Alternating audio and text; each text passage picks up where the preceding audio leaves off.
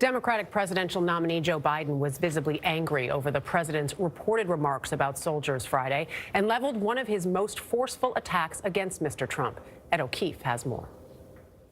An irate Joe Biden called the president's reported comments disgusting and un-American. If these statements are true, the president should humbly apologize to every Gold Star mother and father and every Blue Star family that he's denigrated and insulted.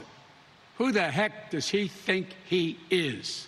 Biden himself never served in uniform, but his late son, Beau, did. When my son volunteered and joined the United States military as the Attorney General and went to Iraq for a year, he wasn't a sucker.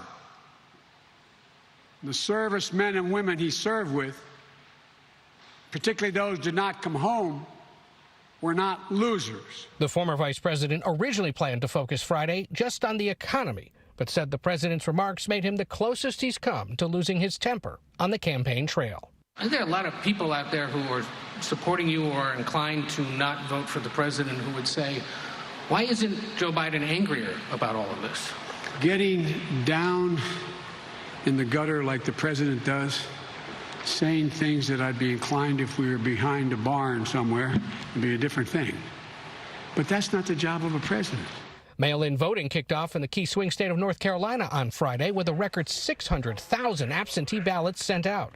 The president has consistently attacked voting by mail, and this past week he's urged supporters who do vote by mail to also go to the polls in person. Send in your early ballot and then go and make sure that ballot is tabulated or counted. And if it's not counted, vote. How many times does this president have to suggest things and say things where you all don't just write, he's a fraud? And what could be an intriguing encounter, both Biden and the president are scheduled to attend a 9/11 commemoration ceremony on Friday in Shanksville, Pennsylvania. I asked the former vice president whether he'd be willing to share a stage with Mr. Trump. He said he would because, quote, he is still the president of the United States. For CBS This Morning Saturday, Ed O'Keefe, Wilmington, Delaware.